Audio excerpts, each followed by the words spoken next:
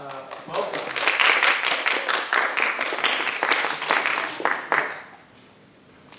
Does this work?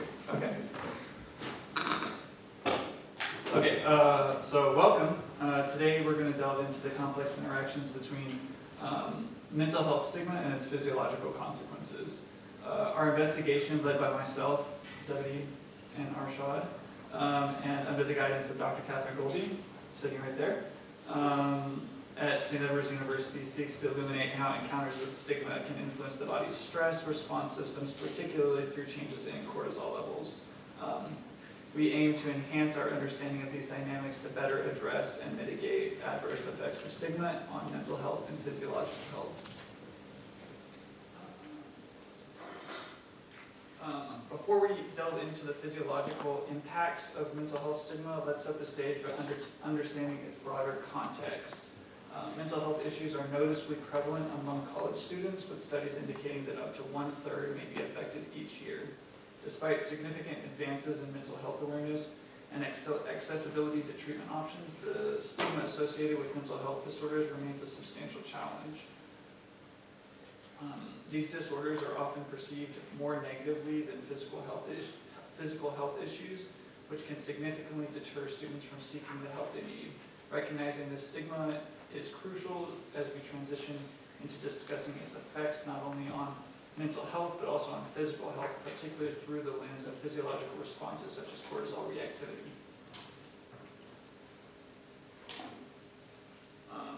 Let's start by understanding the basic functions of the hypothalamic pituitary adrenal, or HPA axis. When stressed, the hypothalamus releases corticotropin-releasing hormone, or CRH. This hormone triggers the pituitary gland to secrete adrenocorticotropic hormone, or ACTH, which then stimulates the adrenal glands to produce cortisol. Cortisol is crucial for managing stress, and it helps mobilize energy, modulate immune function, and maintain overall homeostasis during stressful events. Chronic exposure to stress, particularly during childhood, can lead to what we call HPA axis dysregulation. This dysregulation is associated with altered cortisol secretion patterns, significantly increasing the risk for psychiatric disorders such as depression and anxiety. So moving on to cortisol response variations. Individuals with depression often exhibit a blunted cortisol awakening response and heightened basal cortisol levels, suggesting a persistent state of activation. This can impair the HPA axis ability to effectively respond to daily challenges. Additionally, individuals may show an exaggerated cortisol response to acute stress, potentially prolonging the stress response and contributing to the maintenance of these disorders. And this brings us to our research gap. An important aspect that is often overlooked in this research of physical stress responses is the role of social factors, specifically stigma. Stigma acts as a chronic stressor and can lead to HPA axis dysregulation. However, most studies have primarily focused on the psychological and social consequences of stigma, with limited exploration into its physiological impacts, such as cortisol reactivity. Understanding this link is crucial for developing holistic approaches to mitigate the effects of stigma on health. Stigma's impact on health is profound and multifaceted. Psychologically, mental health stigma is associated with significant detrimental effects, such as reduced hope, lowered self-esteem, and an increase in psychiatric symptoms. These effects have been consistently documented across various studies, highlighting the pervasive nature of mental health stigma's impact on individual well-being. Socially, mental health stigma contributes to discrimination and social exclusion, which can only exacerbate existing mental health issues, but also hinder an individual's access to necessary care and support. These social consequences underscore the barriers of mental health, the barriers that mental health stigma create, preventing effective treatment and support for those affected. Now, running parallel to its psychological and social impacts, stigma also affects physiological health, specifically cortisol reactivity. research has begun to reveal how internalized biases and stigma consciousness can lead to either heightened or blunted cortisol reactivity responses under social stress. This variability in cortisol response can contribute to long-term implications affecting overall stress regulation.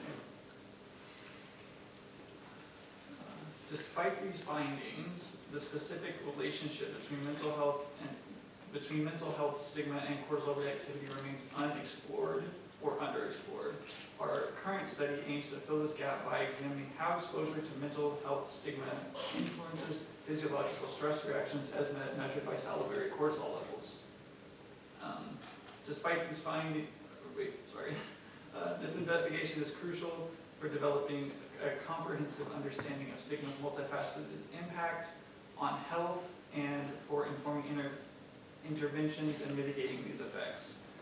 By focusing on cortisol and reactivity, we seek to contribute new insights into the physiological consequences of stigma, ultimately enhancing support systems for those experiencing stigma.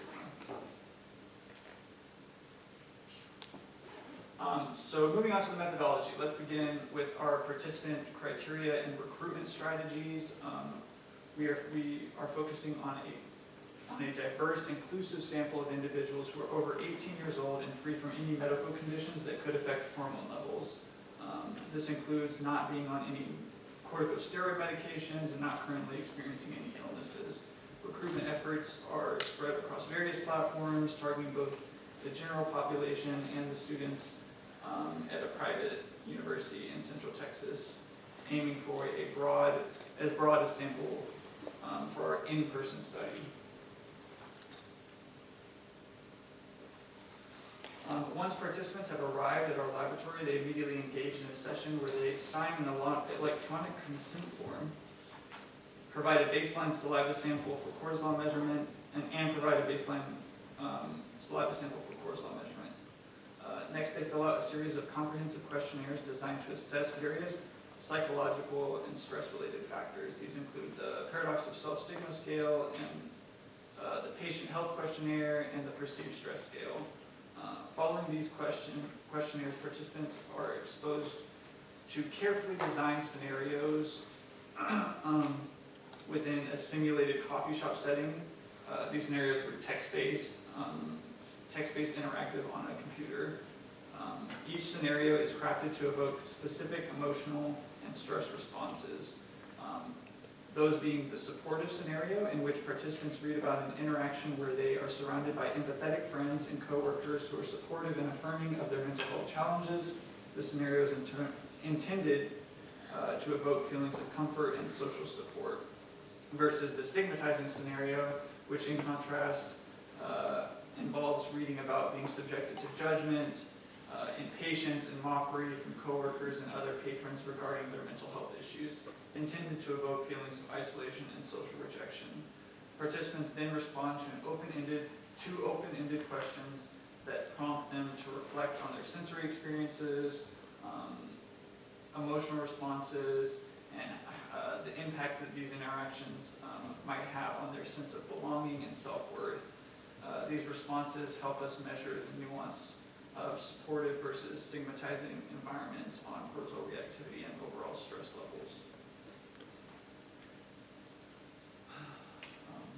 After participants complete their engagement with the designed scenarios and assessments, they watch a short 12-minute nature documentary, allowing time for the physiological indicators we are measuring, such as cortisol, to manifest. Due to varying biological factors, it can take anywhere from 10 to 20 minutes to allow for salivary cortisol expression. Following this, a final saliva sample is taken. Importantly, all participants go through a debriefing session in which the study's goals and anticipated findings are clarified, and we provide the necessary mental health resources. This ensures support is available, particularly if the study evoked strong emotional responses for those in the stigmatized scenario group. Data analysis then proceeds by conducting t-tests and ANOVA analyses to investigate how various scenarios affect cortisol reactivity and how these effects correlate with experiences of stigma and mental health outcomes. This approach not only highlights the the physiological impacts of stigma, but also deepens our understanding of the complex biopsychosocial interactions that influence individuals, particularly those experiencing mental illness and associated stigma. So, let's delve into the findings of our study, which examined cortisol reactivity in response to different social interactions, specifically the supportive versus stigmatizing scenarios. Here we tracked the percent change in cortisol from when participants first arrived to after their exposure to each scenario. And here's what we observed. A decrease of negative 2.98% in the supportive condition and negative 19.43% in the stigmatizing condition. This pattern suggests that exposure to stigma might not increase stress responses, but could suppress cortisol levels, indicating a blunted physiological response to stress. To critically assess this trend, we conducted an independent samples t-test. The results showed no statistical significance with a p-value of 0.1085. This finding indicates that there is a notable difference in cortisol responses between the conditions, although it is not statistically significant under the conditions in which we tested. It points to a trend where the stigmatizing condition may lead to decreased cortisol reactivity, which could reflect a blunted stress response rather than an intensified one. And if you look at the plot here, you can sort of see that trend as the stigmatizing group on the plot has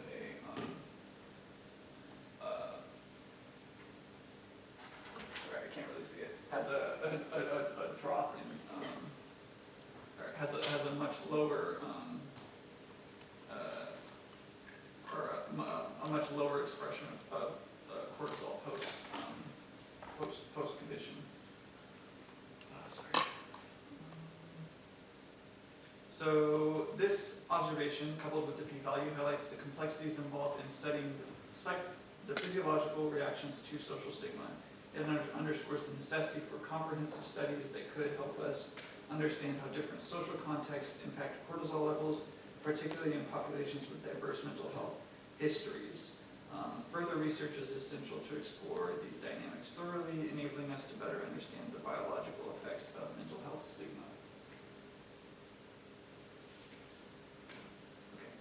Now we can discuss the results from the ANOVA analyses, which investigated the effects of participants' mental health diagnosis history and the experimental condition on cortisol reactivity. Our analyses showed that mental health diagnosis history and exposure condition, whether supportive or stigmatizing, did not significantly affect cortisol levels, with p-values of 0.645 and 0.128, respectively.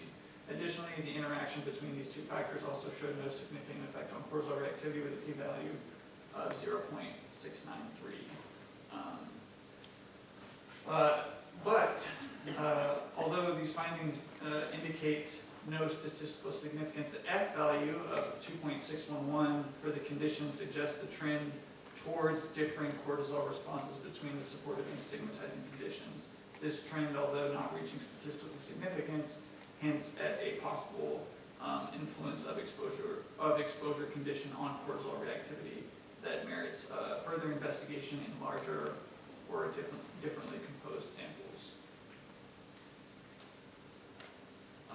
So, in today's session, we have explored the preliminary results of our study, which have demonstrated significant differences in cortisol reactivity, or have not demonstrated significant differences in cortisol reactivity related to mental health diagnosis history or exposure to supportive versus stigmatizing scenarios. However, these initial findings are just the starting point. They suggest the presence of other, perhaps more subtle factors that could be influencing in how individuals physiologically respond to stigma.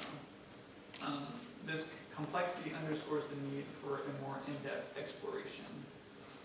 Our research endeavors will not conclude with these findings.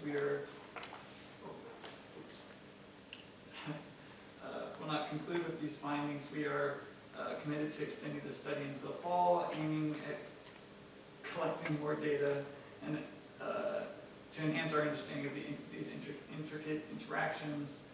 Our ongoing research is crucial for assembling a broader picture of how physiological responses are shaped by the social environments we encounter every day.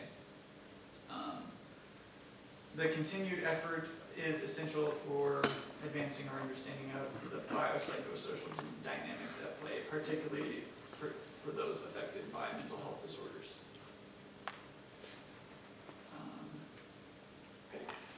As we move forward, we're excited to deepen our investigation into the psychosocial factors that may influence cortisol levels, such as perceived stress and internalized stigma. This initial phase of research sets the stage for a more comprehensive continuation into the fall, where we plan to potentially explore innovative methodological approaches. For example, we might consider using audiovisual stimuli instead of just text-based prompts, or develop an AI chatbot that can engage participants in conversations about mental health. These conversations could be supportive or stigmatizing, providing a more dynamic and realistic interaction. Another possible goal for future research would be to set up a longitudinal study that would allow for tracking these aspects of these effects over time. This would not only help us understand how stigma impacts health in the long term, but also enable us to gather empirical evidence on the direct physiological consequences of mental health stigma. By continuing this line of research and disseminating our findings broadly, we hope to contribute to a shift in sociocultural attitudes, fostering greater support and understanding for those affected by mental illness and mental health stigma. Through our research, we aim to provide robust scientific evidence that can change and challenge the prevailing narratives around mental health. And then these are my acknowledgements. I'd like to acknowledge my advisor, Dr. Katie Goldie, the McNair Scholar Program, Dr. Sarah Hensler, who is not here, but she is the one who wrote my reference to get into the McNair program, and her class that I took changed my educational trajectory immensely. I am where I am now because of the class I took and because of her recommendation for my application to McNair. Dr. Minus, Dora, Pedro, Carey, McNair staff, thank you guys so much. The Behavioral Neuroscience Department, my fellow cohort researchers, all my participants who sat through an hour-long study and had to watch a boring 12-minute nature documentary, and then all my family and friends who have supported me through this summer research and everything. And then here are my reference slides.